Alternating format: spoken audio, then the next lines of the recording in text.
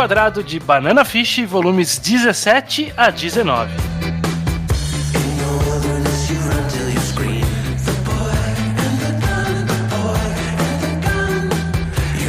Pois bem, sejam bem-vindos ao último Reenquadrado de Banana Fish. Eu sou o Estranho e estamos novamente aqui reunidos com... a Nath. O Judeu Ateu. E a Alice. Exatamente. Estamos aqui para finalizar mais uma saga, mais uma temporada de Reenquadrado. A gente já tem temporadas mais do que eu lembro. Eu acho que tem umas 5 ou 6. Já até esqueci que a gente fez. Já esqueci até que a primeira foi de One Piece. Eu esqueci disso. A segunda foi de Hunter x Hunter, Berserk, Katsuki no Yono, Ashita no Joy e agora Banana Fish sendo finalizados. Quem tá chegando aqui pela primeira vez, nós falamos sobre mangás de volumes em volumes e dessa vez estamos nos 3 últimos volumes de Banana Fish que a gente comentou aqui ao longo de 5 programas contando com este.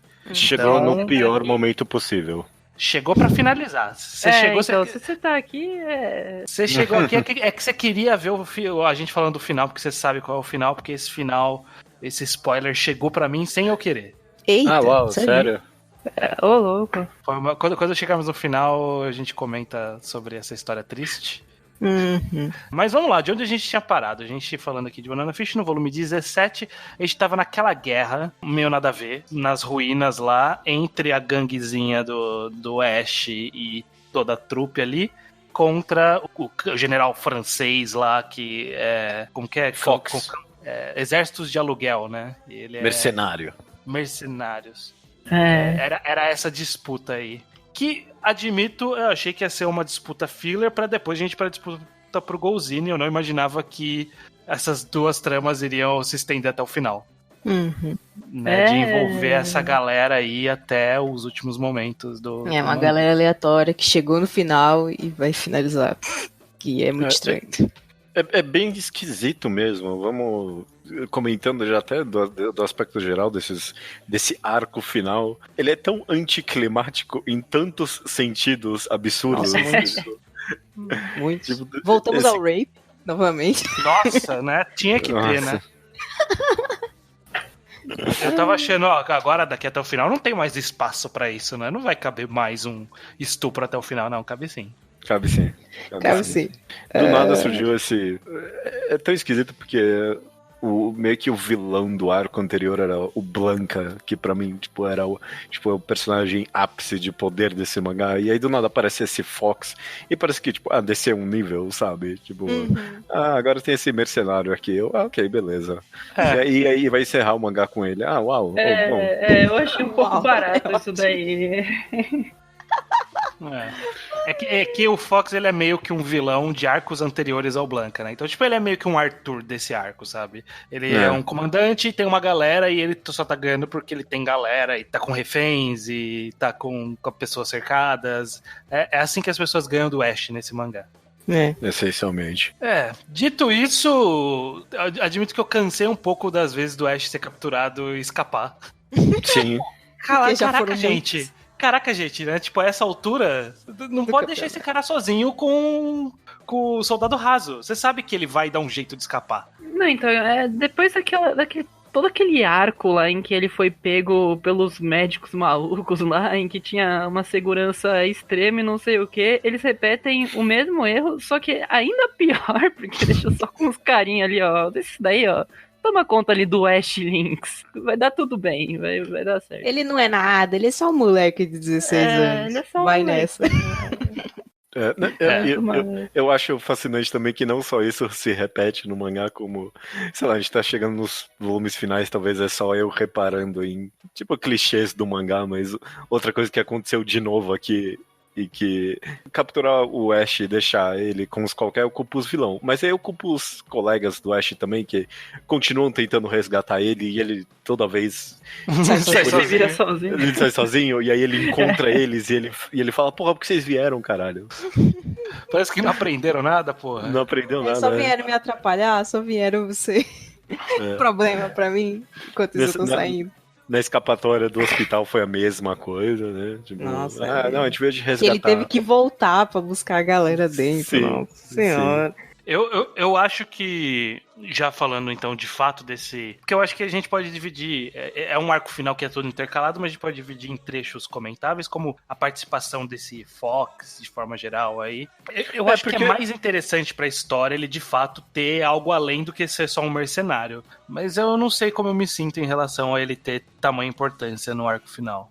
Eu acho... Tipo, foi... Precisava de um vilão aí no final e ele queria fazer coisas com Blanca, então acabou vindo esse cara. Tipo, eu comentei, já comentei 3 vezes que foi bem do nada e bem anticlimático, mas não me incomodou tanto no final das contas. Eu enxerguei como, ok, um vilão, aí beleza, vai. Eu enxerguei como descartável. Mas serve pra alguma coisa aqui e joga fora. Pronto, eu achei um pouco mal executado. Tipo, ele é um vilão válido, só que fazer todo esse épico em cima dele, assim, foi só pra fazer o épico mesmo. Porque e geralmente esses épicos são feitos com quando tem um vilão desde o começo, ou coisa do tipo um vilão longo, coisa assim. Esse daí surge do nada, aí o épico não convence tanto assim. Aí você fica meio. Ele do nada resolve que ele tem anseios políticos de ascensão na máfia lá do Golzini. Não, vou decidir que eu quero crescer aqui. Tipo, não é o suficiente eu ganhar bilhões de reais pra matar pessoas. Não, eu quero crescer nessa organização porque eu vou ganhar mais dinheiro. Inclusive tenta convencer o Ash, né, de você vai assumir lá o negócio do Golzini, você é jovem, você é bonito, você é rico, o que você tá perdendo com isso? Só faz tenta o contrato aqui ele. Comigo. Meu filho, me poupe. Não vai rolar. Não, eu pensei nessa cena em específico também, que ele tenta recrutar ele mesmo e depois estuprar ele, sei lá o que. Porque pareceu tão irrelevante depois da tortura mental e física que o Golzini fez pra tentar recrutar o Ash e não deu certo. Não tem nada que esse cara vai fazer que vai mudar em alguma coisa o Ash. A gente já alcançou o ápice desse argumento. Deve ser só porque o Fox queria se livrar do Golzini, e aí pensando que se livrando do Golzini ele iria assumir as coisas, mas tipo, o Ash não deseja nada disso, entendeu? Então, não adianta. Não, pelo personagem faz sentido, mas pra mim, como leitor, eu leio isso e penso, não, a gente já fez isso, melhora. Já sabe que isso não vai levar a nada. Não vai ser agora que o Ash vai decidir, mudar de quer ideia. saber? Vou seguir carreira de bandido, é minha vida. Não ia ser aqui. Outra coisa que meio que a participação desse cara aí, desse Fox, meio que, eu não sei se é só comigo, isso talvez fui eu porque eu tava meio cansado já, mas é que meio que transformou esse arco final inteiro, numa massa só, que não tem nada, porque toda a participação dele pra mim é meio que uma coisa jogada só ali no meio da história, e nesse arco final a única coisa que eu lembro vividamente são cenas específicas de alguns personagens específicos, e meio que toda cena que envolve esse cara virou uma massa cinzenta meio que única. Ele virou meio que um facilitador para o desenvolvimento das outras tramas, né? Porque ele era como se fosse... Os acontecimentos principais giram em torno dele, mas a gente não quer ver nada do que gira em torno dele. A gente quer ver qual é a conclusão do Golzini, que a gente quer ver qual é a conclusão do Blanca, a gente quer ver qual é a conclusão do Age, do Ash. A gente quer esses caras, a gente não quer saber desse Fox, sabe? E acaba parecendo que ele tá lá mais do que devia, justamente porque ele ocupa o espaço da conclusão desses outros personagens, sabe? Não ajuda também que a maioria dos personagens não tiveram uma conclusão muito fechada também, alguns meio que só morreram, outros mas só o Golzini, ele meio que só morreu, né? Eu acho que os outros, eles têm até acontecimentos mais relevantes que a gente pode... mais importantes, né? Mas o Golzini, eu acho que a gente pode até fazer o gancho pro Golzini, mas ele teve um final até que meio... eu acho que o termo anticlimático se encaixa aqui no sentido de... Eu não senti que se pagou todo o mal que ele causou, se pagou com esse final dele. Eu queria ver muito mais. Claro que não. Tomou 2 tiros ali, pulou do prédio e é isso aí. Caiu do prédio, no caso. E é isso aí, acabou. É o Golzini ali, ó, que fez tanto mal que carregou esse inferno pra vida do Ash por tanto tempo. Esse é o final dele. Tomou 2 tiros de um cara random e caiu do prédio. Pô, o cara tava no mangá desde o primeiro volume, mano. É um pouco anticlimático o final dele. Eu não sei o quanto é intencional, de alguma forma, de esse cara aqui não tem que ter uma redenção, que ele não tem mesmo, até dar um entender que poderia ser talvez uma redenção, mas tipo, todo mundo, foda-se, né? Ele, eu interpretei como um mangá dando pra ele, tipo, ele morreu fazendo um último bom ato. É assim que eu li. E aí eu fiquei meio, não gostei. Não, eu acho que... Foi assim que eu interpretei também. Eu interpretei que era, tipo, ele ainda cometeu um último ato egoísta, que era, não, o Ash, ninguém vai relar. E só que ele não tinha o que fazer em seguida, porque ele tava morrendo. Eu entendi igual estranho. Eu também não pensei que ele tava fazendo isso aí porque ele tava tentando se fazer um ato bom antes de morrer ou qualquer coisa do gênero. Eu pensei só que, eu vou matar esse cara que ele tá me dando problema. Pronto. Eu acho que que era menos, eu não quero que o Ash morra, e sim que não rela no meu Ash, não. Entendi. No meu brinquedinho, não. Foi a impressão que eu tive. Mas talvez a falta de mostrar mais essa interação pra gente poder ter uma decisão mais clara de qual era o objetivo ali da autora, talvez tenha sido um problema nesse sentido. Tipo, mostra um pouquinho mais de como seria a troca de olhares ali, mostra um pouquinho mais desse momento final e talvez a gente tivesse uma conclusão. Não ter feito isso deixou ambíguo o suficiente pra gente ter essas duas interpretações aqui. Alice leu que nem eu, essa cena em específico, eu tive essa interpretação, assim, quando eu li na primeira vez, que ele já não tava muito com a cara dele, e aí já sabe, né? Quando ele faz essa ação aí, eu fiquei... Ele é egoísta, mas, tipo, a gente quer ver o personagem se ferrando tanto, ou acontecendo... algo, a gente fica com uma expectativa alta sobre ele ou o vilão, então ele tem que se ferrar bastante, tudo, e não acontece quase nada, assim, tipo, ele morre ali, ele só um pouco besta.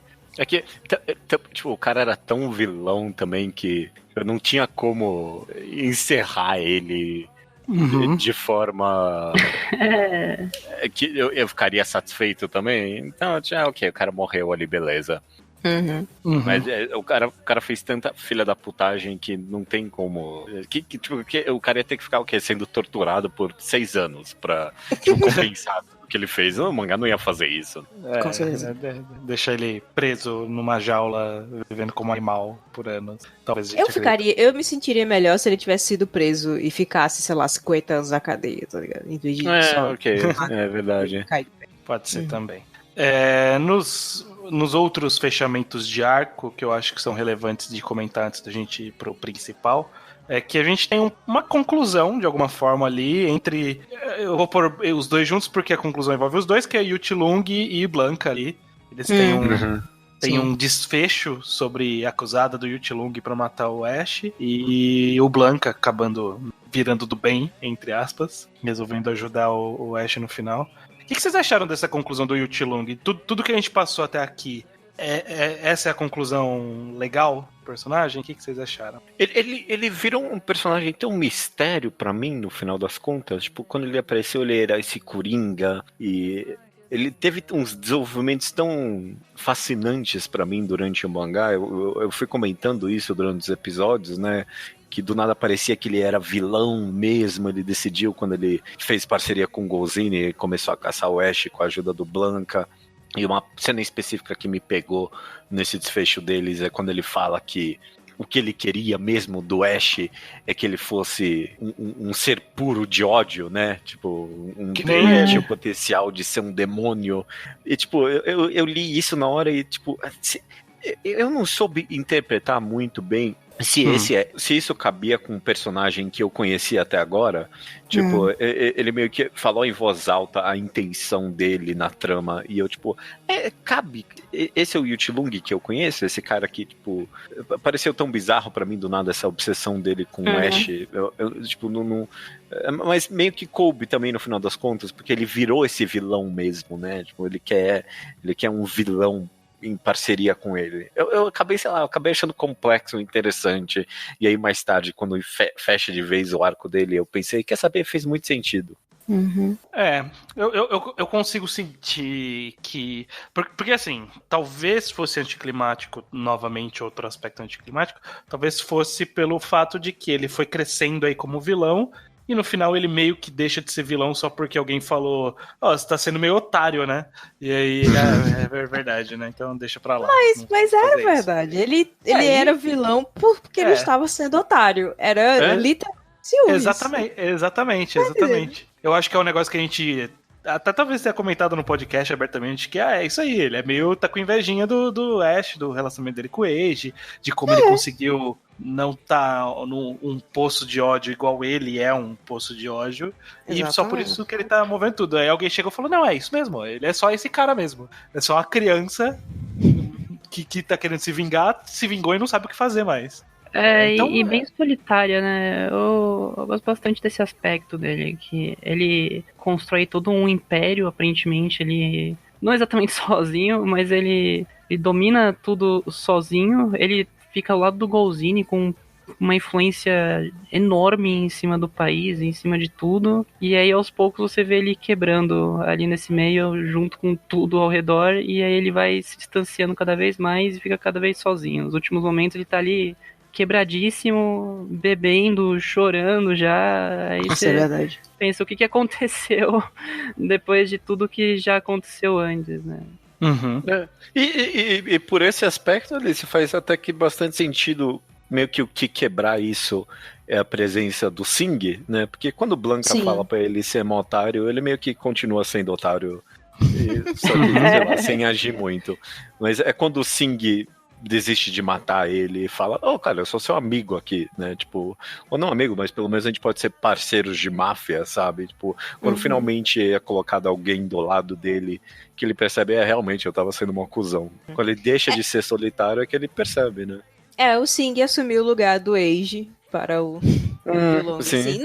Não chega a ser igual ao Age, o que o Age representa pro Ash, mas é o que você acabou de falar, a partir do momento que ele tem alguém pra ajudar, pra não fazer ele se sentir sozinho, esse ciúme que ele tem do Ash passa, porque era isso que ele queria no fim das contas. Sim. Esse era o final da situação dele, só que ele não conseguia enxergar, ele queria que o Ash fosse esse ser demoníaco pra poder ele lutar com esse Ash demoníaco, porque ele também se sentia demoníaco e ele só queria que o Ash fosse igual a ele pra emparelhar a situação, mas no fim das contas era só isso que ele precisava. E eu fico muito feliz que ele conseguiu o que ele precisava.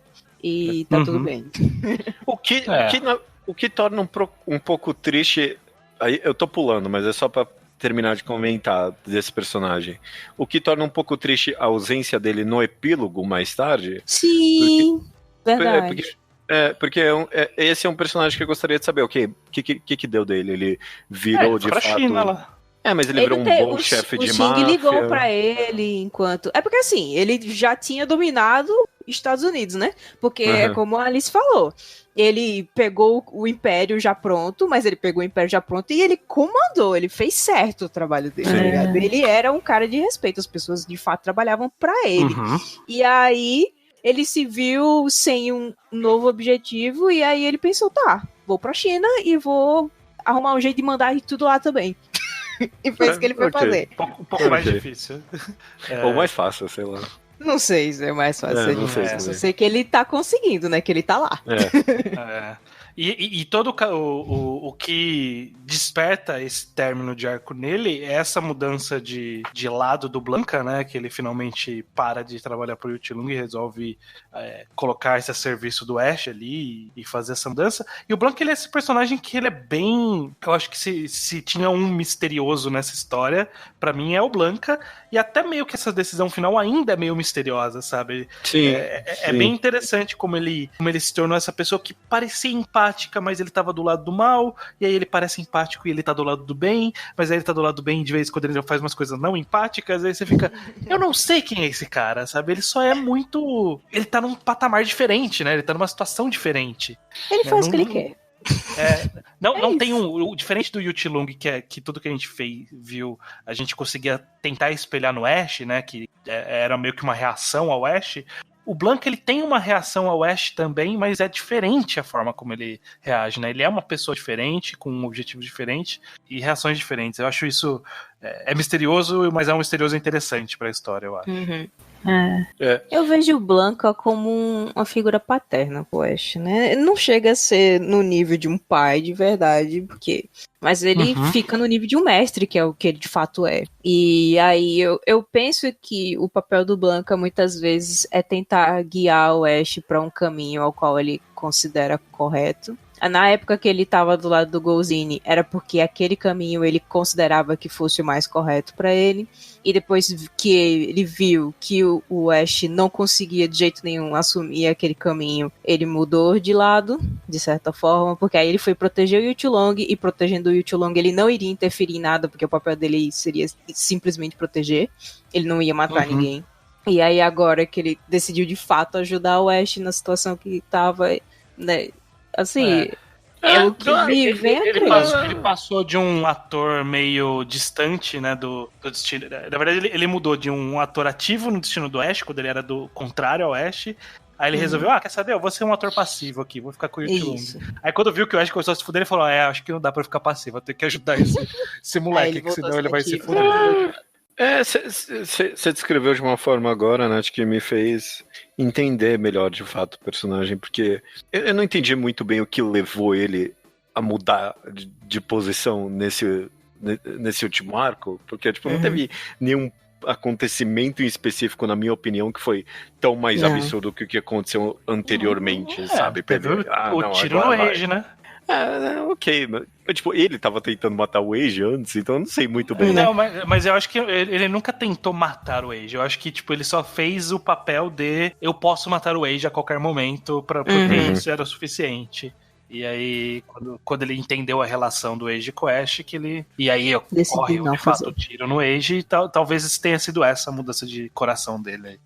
Mas de qualquer jeito, a forma com que você descreveu, Nath, pra mim ficou bem... meio que gradual a mudança dele de lado. Porque, tipo, você falou a verdade, foi bem gradual. Primeiro ele começou do lado oposto, depois ele meio que continuou do lado oposto junto com o Yutulong, mas ele tipo meio que tava planejando salvar o Ash nos fundos, e aí agora finalmente chegou o ponto que ele quer saber, esquece, não tem mais farsa, não tem mais nada, eu quero ajudar o Ash. Então fez eu acho mais que também sentido. Eu acho que também envolve a esposa do Blanca, que finalmente foi comentada. É porque, assim, o Blanca aparentemente só amou ela a vida inteira. Ele não casou de novo, ele se envolve com outras mulheres, mas não se envolve seriamente com nenhuma. Só ela é a que ficou no coração dele, e eu acho que ele projeta isso como o Ash vê o Age, entendeu? Que o Age é uma pessoa extremamente importante pra ele, e o Ash já demonstrou isso em diversas situações, até apontou uma arma pra própria cabeça e tentou se matar só com a possibilidade deles deixarem o Age viver. E aí ele foi pra esse caminho porque ele achou que era o certo a se fazer, sabe? Vou ajudar o menino ali. A pelo menos salvar o outro. Eu gostei dessa história, mas a história da esposa do Blanca, ela me fez pensar quão mais redonda e coesa essa história ficaria se o mangá pudesse de fato falar, não, eles estão numa relação romântica, o Age e o Ash, sabe? Porque, sei lá, né, é a bilionésima vez que eu tô reclamando disso. Mas, sei lá, eu fiquei pensando, o mangá dos anos 80 também era pedir muito. Tipo, se fosse hoje em dia e essa fosse a história hoje em dia, eu ia reclamar, tipo, minha reclamação faria mais sentido, porque não teria sentido nenhum ficar escondendo isso. Sei lá, Euron Ice escondeu. Aí hoje em dia. Não, esse assunto é polêmico. Olha o que você tá tentando fazer eu falar aqui. Desculpa. Eu só lembrei na hora que você disse. Não, eu chamaria. Provavelmente ia chamar. Não vai.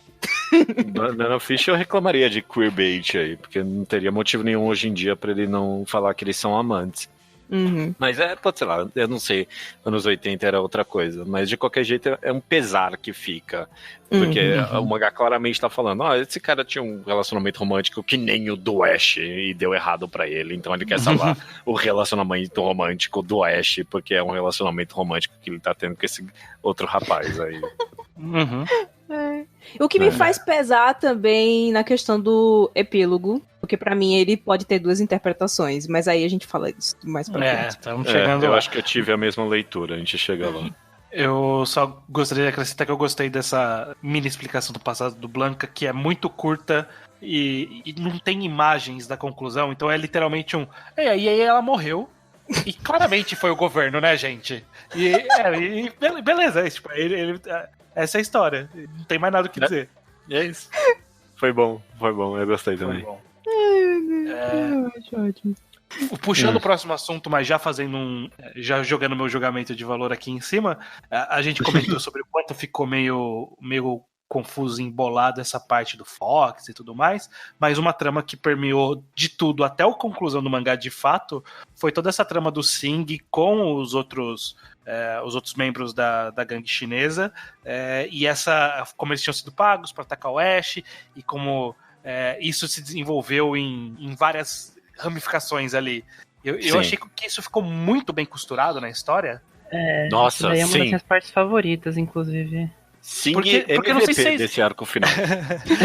não sei se vocês lembram, mas teve... não sei se foi no último programa, acho que foi no último programa, que teve algum momento que sequestraram a galera de Chinatown, essa galera da gangue chinesa, e aí eles foram lá salvar e foi muito fácil. A gente falou, isso foi muito fácil, não faz o menor sentido isso. E a gente entendeu que na verdade era porque a gente quer esses caras de volta em volta do Ash. Porra, faz todo sentido. Tava amarrando desde ali de trás, sabe? Foi bom. Eu gostei muito de tudo que envolveu a máfia chinesa nesse arco final, sim. Eu adorei como é causa e consequência, sabe? Tipo, muito claro, muito diretamente tudo, sabe? Uhum. Desde a captura, esse Lau, é Lau o nome dele, o segundo? Uhum. Esse personagem, ele tá ali orbitando, faz uns 6 volumes que ele tá orbitando a história. Sim. E quem diria que era ele no final, sabe? Que ia concluir a história. Não, eu nunca esperaria. Eu acho isso fantástico de como é bem causa e consequência mesmo, é bem, tipo, uma coisa tá puxando a outra e esse final foi meio que inevitável dado as coisas que estavam acontecendo, sabe?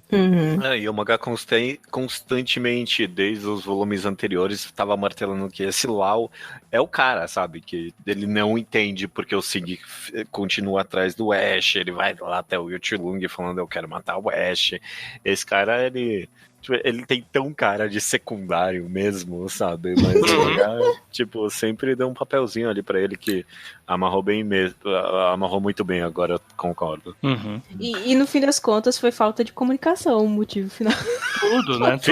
Era só porque ninguém contou o motivo de terem matado o outro. Nossa, E mais ou menos, e também é um negócio de orgulho, né? Desse orgulho de gangue. Sim, porque o Sing falou pra ele por que ele fazia isso, né? Porque ele falava, eu não entendo, por que você vai atrás do Ash? E o Sing falou, é porque ele é melhor que eu, sabe? Olha o que ele fez aqui, ó, eu nunca ia conseguir fazer o que ele fez. Eu vou atrás dele porque é ele que vai fazer a gente escapar dessa, sabe? O Sing, ele tem um bom desenvolvimento aqui também nessa trama toda, né? Nossa, adoro ele. Dele chegando à conclusão que, porra, que merda, por que eu virei líder dessa porra, sabe? Que trabalho ingrato do caralho. Ele sabe? nunca quis ser, né? Então. Ele nunca quis ser. Ele nunca quis ser, mas ainda assim foi, entendeu? Ele tem tudo. E sendo comparado ao Shorter o tempo todo. Que é meio que algo que ele foi no começo, quando ele foi introduzido. Gente, o novo Shorter aí. Sim. E ele acabou sendo um personagem por si próprio, né? Eu adoro a cena que ele quer chamar o Ash pro mano a mano e tipo, deixa pra lá, vai. Não, ele chama no final, né? Tipo, ele fala, no final a gente vai lutar. Foi a conclusão de honra dele. É muito interessante, todo o arco do Sing. Eu gostei bastante mesmo. Eu consigo concordar como Sing MVP aí desses últimos volumes. Até porque foi ele que salvou a porra toda, né? Foi lá que salvou o Yuchilung, foi ele que terminou com o negócio do Ash no final. Ele foi falar com o Ash pra poder o Ash ir pro aeroporto falar com o Ash. Pô, você tá fazendo essa merda aqui? Vai lá falar. Ele tava lá em todas as cenas, pô. Ainda foi correr elegante. Exatamente. Correr elegante. Eu quero puxar um gancho aqui, já que você comentou. Eu quero. Talvez eu tô indo muito à frente, mas a gente volta a qualquer coisa, que é o Lau. E ele ser o cara que matou o Ash no final, né, do mangá. E o quão... Tipo, olhando pra trás, você vê isso chegando. Mas quando chega, você... Que porra é essa? Vai se fuder. Esse cara vai morrer aqui agora? Tipo, pra que a gente passou por tudo isso pra ele morrer? Que merda. É muito... esse é o acontecimento mais anticlimático desse final inteiro, a morte do Ash. Porque é por Olha, esse Zé qualquer, tipo, quando ele já tinha a resolução dele. Uhum. O que vocês interpretam disso? Por que o mangá fez isso? Esse arco inteiro pra mim foi sobre meio que o Ash chegando à conclusão que ele não precisa dessa vida, sabe? Ele pode ser feliz lá junto com o Eiji. Ele finalmente decide, depois que o Sing fala pra ele que ele tá sendo um babaca. O Sing fez isso 2 vezes, né? Nesse arco final, inclusive, né? Chegar pras pessoas falando, nossa, tá sendo uma trouxa. E as pessoas, realmente, valeu aí, Sing. E depois dessa resolução, o mangá resolve matar ele por um cara que a gente nem lembrava direito. Por que vocês acham que o mangá fez isso? Eu não faço a menor ideia. Pra mim, o melhor final era ele indo pro Japão encontrar o Eiji lá. Terminava assim, eu não precisava nem saber o que acontecia depois. Tá? Ele indo pra lá e esquecendo essa vida inteira de merda que ele teve aqui nos Estados Unidos. Mas aí, você falou que o Lau tava já tinha mostrado isso desde o começo. Cara, eu nem notei, eu nem sabia nem da existência desse cara. Sabia, né, porque ele aparece de diversos pontos. Eventualmente. Mas, tipo, eu nunca cogitei a possibilidade deles fazer uma coisa dessa, entendeu? Não. Eu fiquei extremamente chocada. E eu fiquei extremamente triste também, porque eu não queria que o Ash morresse. Eu fiquei muito... Sério, fiquei muito triste mesmo. Eu acho que tem várias camadas aí. Primeiro sobre a camada do Ash, todo esse arco ser a conclusão que... a minha conclusão é que eu quero ser feliz do lado do Eiji. Eu acho que talvez não tenha sido essa conclusão que ele chegou. Eu acho que a conclusão que ele chegou é que eu fico bem do lado do Eiji e eu quero o bem dessa pessoa. E meio que o Eiji finalmente ter escapado de Nova York... Que, tipo, ele ficou no 19 volumes falando, mano, vai embora, sério, aqui não é um lugar legal, vai embora. E aí, quando ele conseguiu finalmente fazer, talvez pra ele fosse o suficiente. Essa é a primeira camada. Sobre ele, depois veio a carta do Eiji, falando, vamos ficar junto, tal, vem pro Japão, e ele ter começado aí em direção ao coisa, aí eu acho que é a segunda conclusão, que é, não, aí, quer saber, eu acho que eu quero ficar com ele mesmo, sabe? Eu não quero só a segurança dele, eu quero ser feliz do lado dele. Então eu acho que não foi uma única conclusão, foi em 2 momentos. E aí, disso partir pra um ele morreu, tem muitas coisas que eu acho que a autora quis passar com isso. Primeiro que eu acho que que é um mini spoiler de algo que ninguém aqui vai ver nunca, eu acho que é uma homenagem ou inspirado de alguma forma em Jetman, uma série de Super Sentai, que tem se não tivesse o epílogo, eu diria que é 100% Jetman. Que é exatamente isso que acontece. É um personagem que tem um arco complexo ao longo da história inteira e que no final, quando ele tá resolvido com o arco dele, ele morre de uma maneira idiota. Só que termina num... Eu não acredito que ele vai morrer aqui. E aí acaba a história e você não sabe se ele morreu ali. Ah, não! No Jetman foi isso.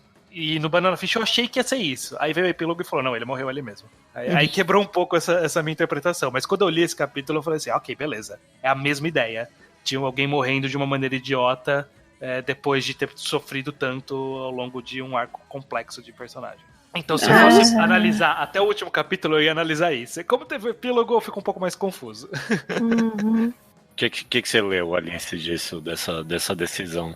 Então, eu gostei bastante, na verdade, desse epílogo e desse fim, porque é uma morte bem espontânea e bem realista até. Acho que dos pontos mais realistas, essa deve ser o mais próximo, assim, porque ele tava distraído com toda essa carta, todos esses eventos, e o menino lá que tava com sangue no zóio há um bom tempo lá, já rodeando há um bom tempo, pegou ele de surpresa ali. Eu só achei um pouquinho bobo esse drama aí dele voltar lá pra biblioteca, ele cai lá em cima dos papéis, e aí acha que tá dormindo, e ele sangue...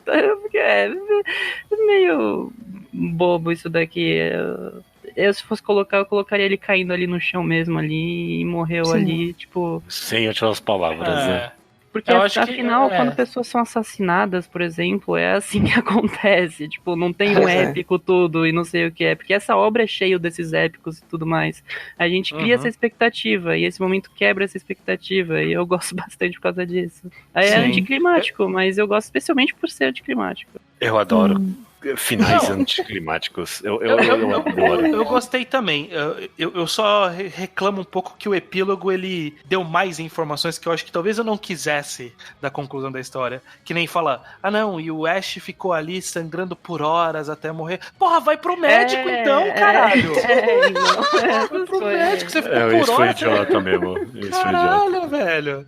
Sabe, tipo, não é como Ninguém se ele... notou. Na biblioteca, não é como se ele não tivesse sobrevivido a coisas muito piores, sabe? E aí o que leva a crer que, ele queria morrer ali. E aí a gente tem que tentar trazer interpretações disso, porque ele querer morrer ali meio que contradiz ele querer encontrar o Age.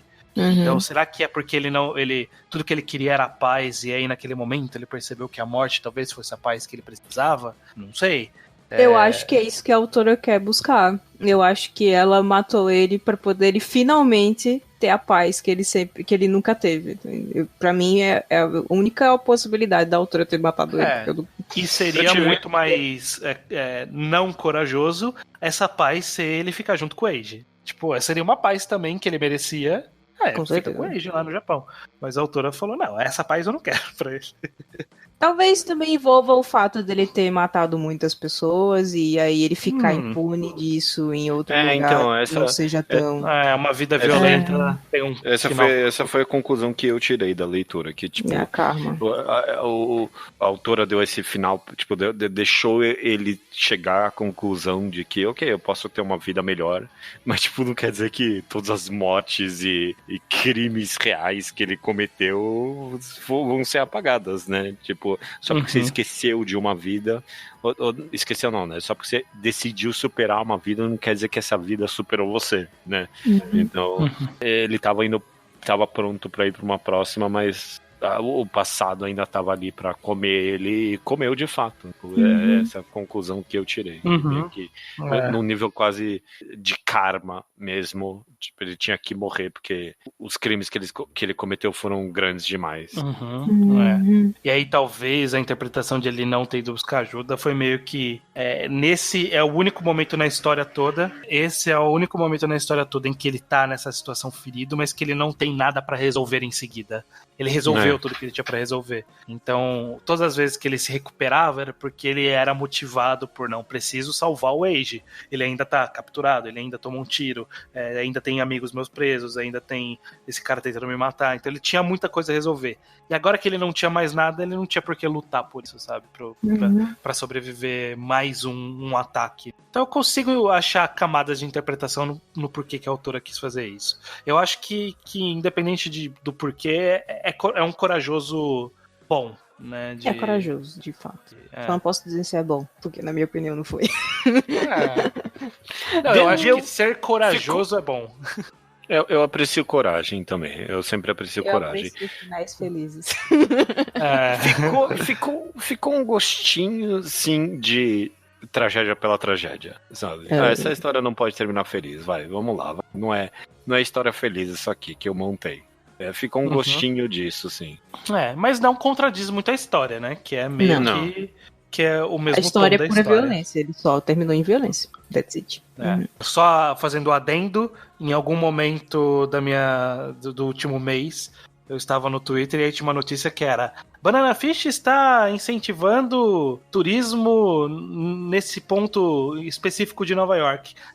Que legal, né? Por que será? Será que é porque teve alguma cena boa? Aí eu abri, aqui foi onde esse personagem morreu. Porra, mano! Eu não acredito que foi a notícia era assim, tem muita gente visitando a biblioteca municipal porque foi aqui que o Ash morreu. Caralho, que isso? E não era um site de notícia de anime, era tipo, sei lá, BBC, sabe? Algum site um pouco mais sério. E caralho, mano, me deram um spoiler à toa aqui, caramba. Você tem que considerar que é o mangá dos anos 80, então... Não, mas foi um spoiler. Foi um spoiler.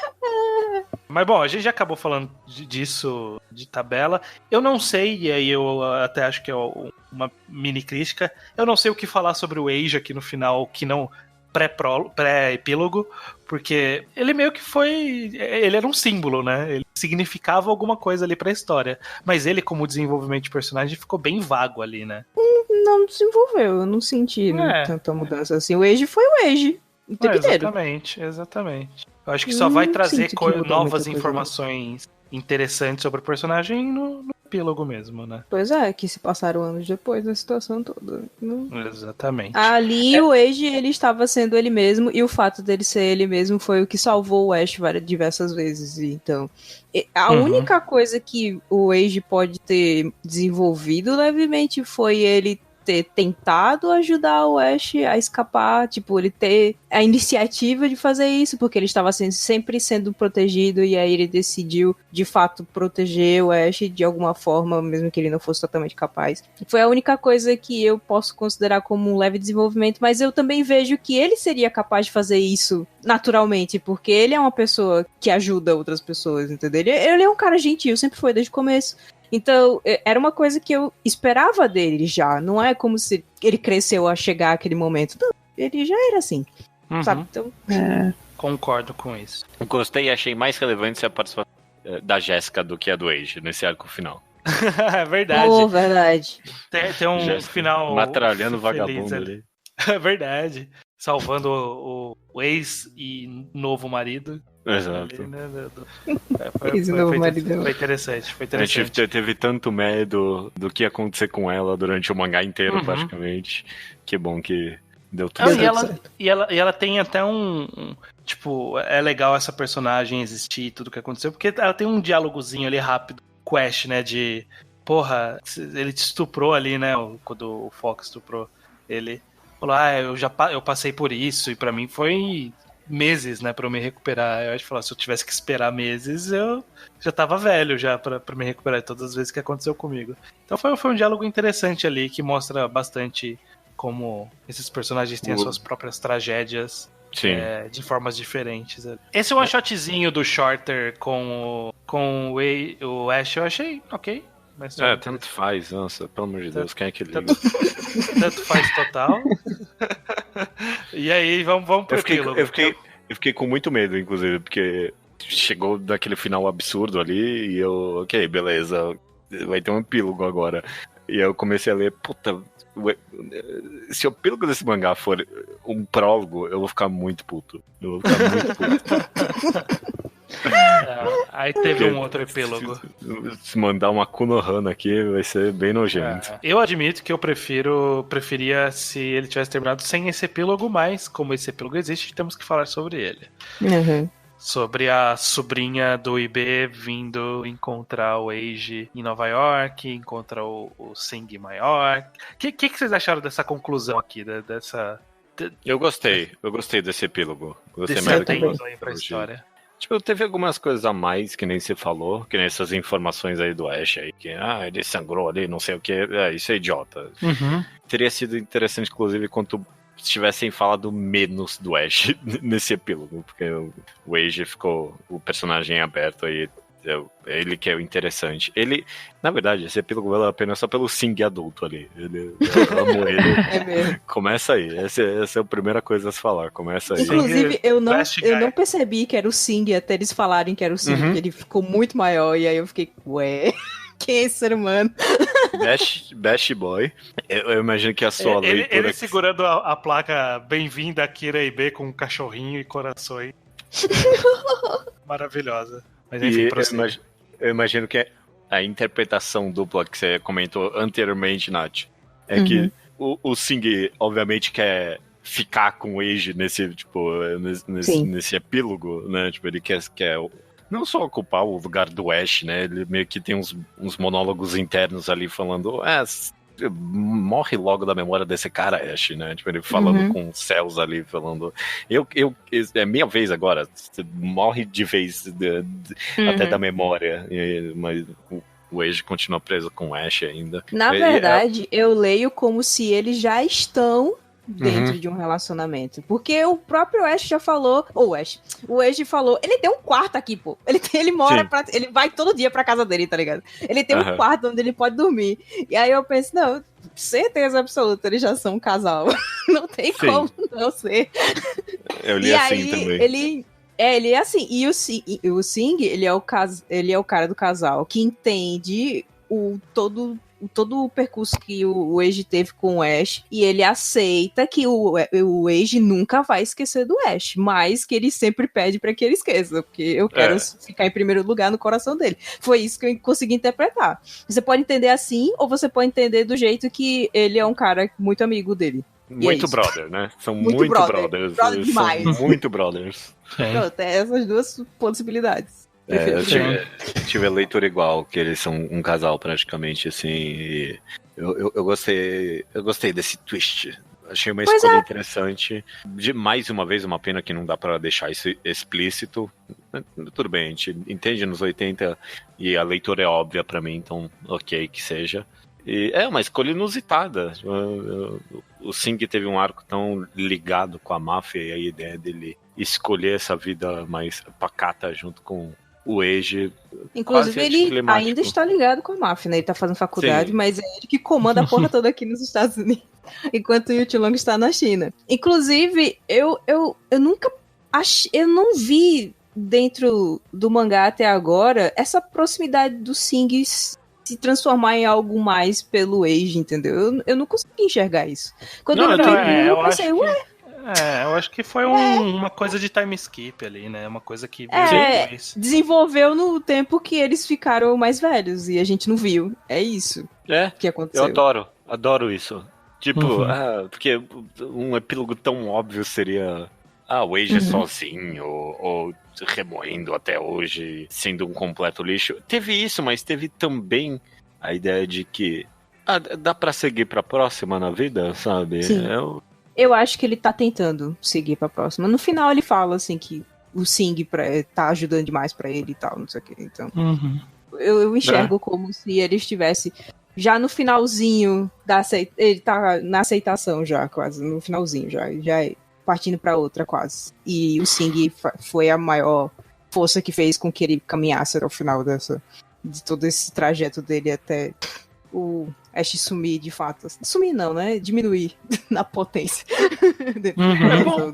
É muito bom. Eu achei muito elegante por parte do mangá, comentando agora, porque se fosse encerrar sem esse epílogo, aí ia fechar o Ash ali e tudo mais, a gente já comentou muito sobre o que significa aquele final, mas o Eiji ia ficar em aberto. E aqui o mangá deu a possibilidade que, sim, o Ash era, sim, o motivo da vida dele, era tudo que ele tinha e ele era o amor da vida dele, mas não significa que isso não pode acontecer de novo na vida dele. Fui fã. O que você achou aí, Alice? Você está meio quieta? Eu tô meio quieta porque essa parte é a parte que eu menos lembro no geral também. Tá, desculpa. Não, imagina. Mas é bem bonitinha, é bem bonito todo esse epílogo final, o quadrozinho do Ash, apesar de ser um negócio meio... Não, isso é mórbido, eu não gostei. Não gostei deles terem um retrato do cara. Não. Porra, mano, até. como é que você vai superar isso? Eu achei um pouco bonitinho, mas um pouco Mas mórbido, eu acho que essa era a maneira dele superar. Parece que pegaram o cadáver dele e colocaram nessa porra. Que ele tá ali muito mortinho na foto, né? Meu Deus do céu, ele tava dormindo, gente, que socorro. Isso não é pose de dormir. Ao mesmo tempo que ele tá todo superado assim, ele ainda tem as fotos lá do Ash na parede, ele chora e você só fica, eita, amiga, superou não, tem muito pra superar. Não, é tipo assim, ele evita olhar as fotos porque ele não superou ainda. Então, quando ele coloca a foto em exposição, quer dizer que ele tá dando um passo pra, de fato, superar, entendeu? Como eu enxerguei. Ele não vê os filmes, e aí depois, no finalzinho, ele começa a ver os filmes, ver as fotos antigas, ver as coisas assim. Ele só começa a ver depois que as pessoas começam a pressionar ele pra que ele aceite o fato de que acabou, e aí ele começa a aceitar. Eu concordo, eu tive essa mesma análise, mas mesmo assim, tipo, compra um retrato, põe na mesa, tipo, um negócio do tamanho da parede do cara ali é meio... Mas tá numa galeria, né? Então tá tudo certo. Tá numa galeria. Tudo bem. É verdade. E o Ash é de fato supostamente bonito. O Ash virou arte. Virou arte, literalmente.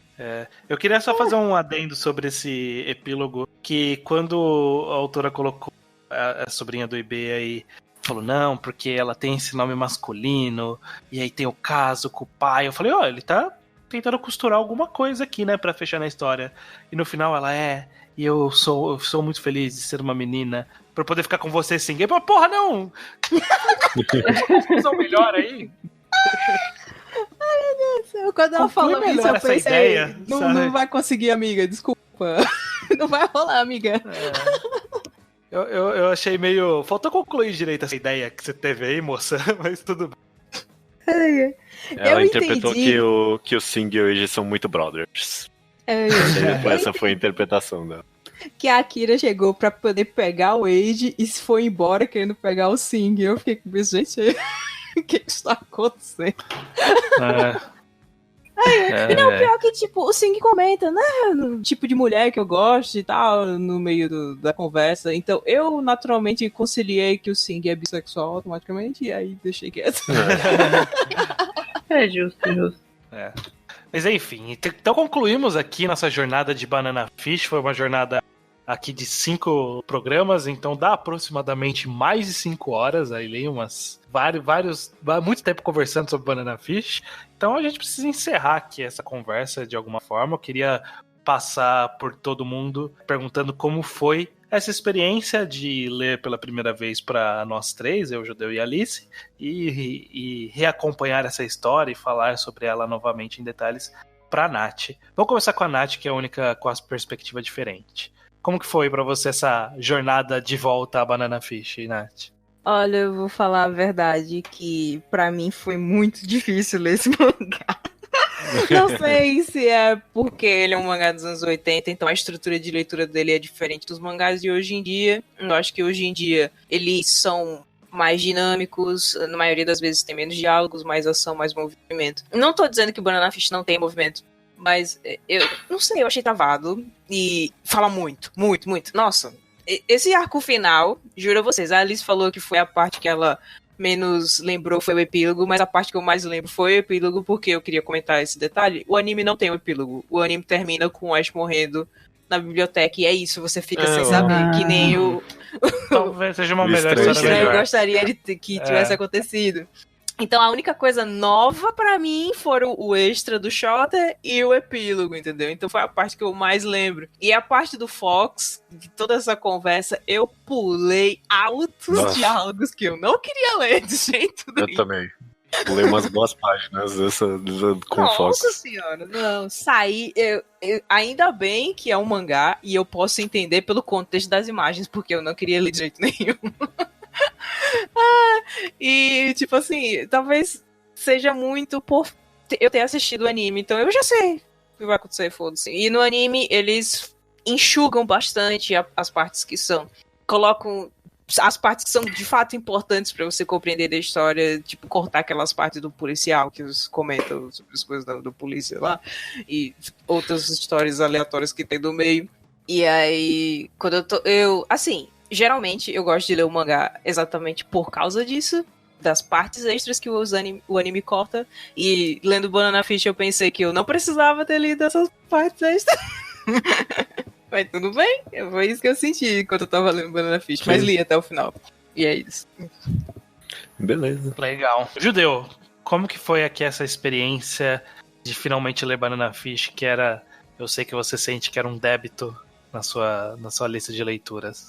Pois é, não, eu que sugeri fortemente Banana Fish, porque eu de fato sentia que era uma dívida com a sociedade, que eu tinha que ler Banana Fish e finalmente foi feito. Primeiro, obrigado a todo mundo aí, tanto que acompanhou, toda a equipe aqui que a gente gravou esse programa, eu me diverti a beça. Eu não esperava nada de que eu li desse mangá, eu constantemente fui surpreendido pelos caminhos diferentes que a história foi tomando. Eu concordo com a Nath que o mangá é bem carregado em alguns momentos e dá uma preguiça de ler em vários momentos, e os volumes são bem pesados de ler, tipo, a gente já fez vários reenquadrados até agora e de todos eu acho que Banana Fish foi, tipo, é o que eu mais demorei para ler cada volume. Então, e olha que teve a Chita no Joy. Isso, que teve a Chita no Joy, exatamente. Então, não é sem seus defeitos, eu tenho muitas críticas para Banana Fish, ela foi feita durante esses programas todos, mas no geral, foi muito gostoso de, tipo, vir aqui e meio que... Sempre tinha alguma coisa maluca pra interpretar nesse mangá, pra mim. Tipo, nem que seja sobre ritmo ou escolhas de plot e personagem, quanto até umas nuances um pouquinho maior de mensagem. Não, acabei gostando bastante de vir aqui comentar todo mês Banana Fish com vocês, e eu acabei gostando bastante da história. Ela tem muitos defeitos, mas eu achei um bom mangá e que, apesar de tudo, eu discordo da Nath, eu acho que ele sobreviveu bem aos tempos. A arte é bem anos 80 ainda assim, mas no geral eu acho que é uma história que dá pra ler tranquilo hoje em dia ainda. Legal. Muito bem. Alice, vamos lá. Eu diria de uma forma bem parecida. É uma obra que ao mesmo tempo ela é mais velha. Quando você fala em pacing, você fala, tipo, enquanto o conteúdo é massivo, isso daí era uma coisa um pouco mais comum, tipo, ter menos dessa cinematografia toda e tudo na época dos anos 80 bastante. Só que, ao mesmo tempo, é uma obra muito contemporânea também, a forma, os relacionamentos, a forma que desenvolve os personagens, que tem a persistência de vários personagens, que tem um ou outro que morre e impacta as coisas. Esse drama, eu acho um drama extremamente moderno ainda assim, apesar de ter muitas tropes e clichês dos anos 80, só que ainda assim é algo muito fácil de se identificar, especialmente para alguém que não é tão familiarizado com histórias do tipo, com diferentes histórias de máfia e coisa assim, de se identificar tanto com esse tipo de história. Eu acho muito, muito bacana e acho que esse é um dos maiores méritos dessa história como um todo, e por isso que ela moveu bastante toda uma onda que carrega até hoje de várias outras histórias também envolvendo relacionamento, envolvendo dramas até de máfia também no Japão, né? Então eu achei uma experiência muito boa, muito rica. Eu não achei das melhores, assim, nos plots tem suas falhas, tem seus buracos e coisa assim, mas ainda achei muito gostoso de ler, porque é uma coisa... É como se eu estivesse vendo, tipo, várias das coisas atualmente, só que diretamente de sua fonte, sabe? Aí é bem gostoso por causa disso. Eu li bastante as coisas, mas de fato, agora... criticando um pouco, isso eu tô falando bastante e eu sou uma que mais criticou a obra aqui, mas ainda assim em crítica ele é um tanto arrastado mesmo, tem vários momentos que são arrastados, ou particularmente eu achei o começo até a metade um tanto arrastado, e aí eu demorei pra ler bastante, só que aí começou a chegar na metade pro final lá, o Ash saindo lá do hospital e tudo, eu, caramba, isso daí tá ficando muito legal, eu quero ver mais. E aí tem os plots mafiosos que não são tão bons assim, mas eu achei bem interessante as relações que o Ash tinha e o Golzini tinha, e o plano da máfia e tudo, só que tem os seus letdowns ali, né, tipo, os dramas políticos que tenta jogar, mas não sabe fazer tão bem, a sociedade que é uma sociedade fantasma, inexistente, a polícia que é inexistente também, essas coisas eu fico meio, ok, mas... O foco da obra também não é esse, né? Apesar de que ele tenta em alguns pontos ser, só que no final você vê que é mais ao redor do Ash e a sua trupe e como eles vão se desenvolvendo até chegar no fim. Eu tô satisfeita com o fim, na realidade. Aí, com tudo isso, achei uma obra satisfatória. Eu só queria fazer o adendo de que não é como se eu não tivesse achado a história atual. Eu considero a história muito boa. O que eu não gosto foram os artifícios usados para demonstrar, para narrar essa história. Eu assisti o anime e eu adorei o anime, e ele usou de artifícios... Simplesmente o fato de ser um anime já ajuda muito, né? Porque tem voz, tem cor, tem movimento, então já ajuda bastante. Você não vai vir aqui no mangá... Eu sei, desculpa. Spin-off falar que anime é melhor. Dinamizar as coisas. Não, eu sou manga girl. Manga girl topada até o fim. Eu amo demais. A polícia do mangá tá de olho. Polícia do mangá está de olho. É só olhar a minha lista de mangás no Manga Update. Eu tenho mais mangás que animes lidos. Justo. Diz você então aí, estranha. Essa jornada eu acho que foi muito curiosa.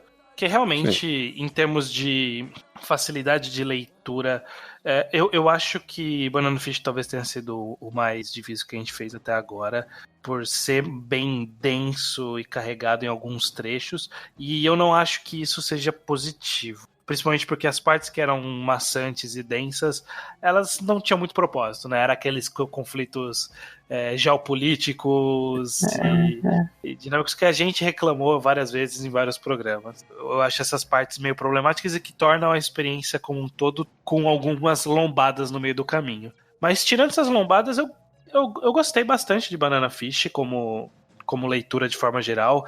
Conhecer essa história como um grande arco, na minha cabeça, eu sei que com o tempo ela vai ficar mais redondo e melhor. Normalmente quando a gente termina de ler a gente tem uma sensação, mas depois com o tempo a gente vai digerindo e vai esquecendo detalhes e aí a história vai ficando mais redonda e eu consigo ver que esse processo de arredondar vai ser positivo. Eu também acho que teve alguns outros problemas de recursos, como a Nath citou. Eu peguei bastante no pé de estupro aqui como ferramenta, porque a autora não deixava isso fugir nunca.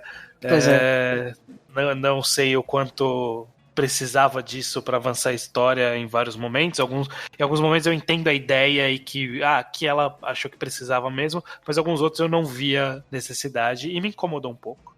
Mas eu acho que o ponto mais legal é que a gente teve uma experiência similar com a Ashita no Joy, que basicamente a gente tá meio que vendo uma única história contínua.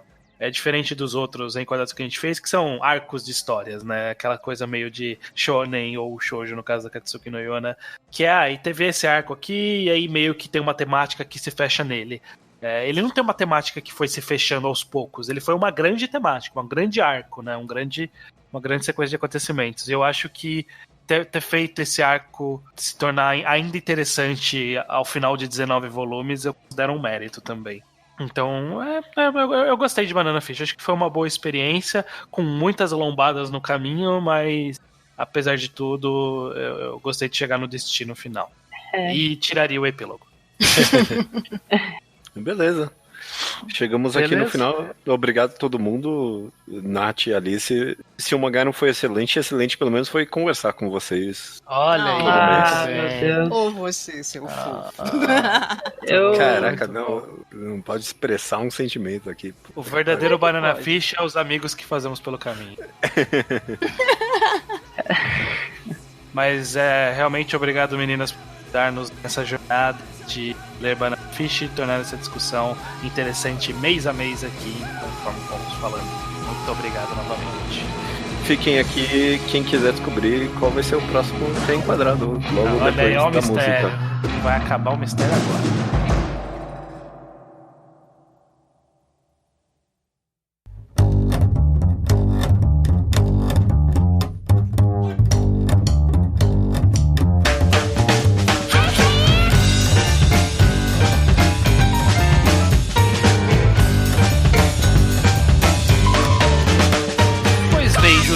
Estamos aqui para fazer o esperado anúncio de qual será o próximo mangá do Reenquadrado. Muito esse esperado. Evento cultural que para a comunidade de mangás brasileira. De fato, cara, é uma posição muito prestigiada e muito concorrida, na qual eu não considero a opinião de ninguém além da minha para decidir. Exatamente, e isso vai transparecer muito na escolha deste. Exatamente.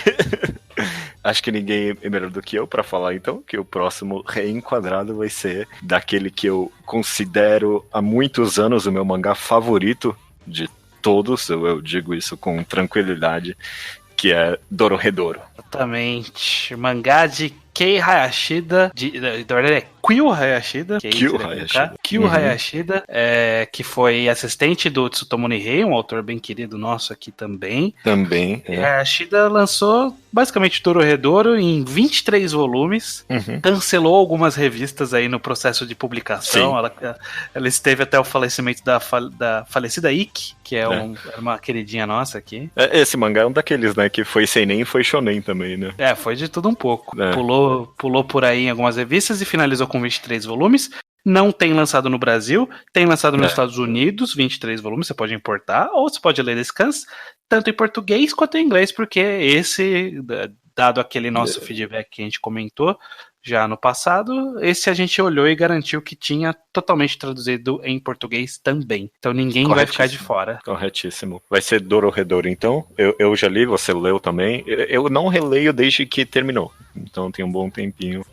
Vamos ver se continua sendo meu favorito ainda. Eu li só acompanhando os capítulos e tem um trecho ali no meio que fica meio confuso, talvez de acompanhar mensalmente. Quem sabe lendo de uma vez fica um pouco menos confuso. Mas vamos ver, vai demorar pra chegar lá. Vai ser uma jornada longa aí de 7 programas pra gente chegar até lá. Então mês que vem já começa agora, inclusive, a sua leitura de Dororedoro, pra mês que vem participar da nossa conversa dos 4 primeiros volumes de Dororedoro. Maravilha, cara. Até mês que vem. Até mês que vem.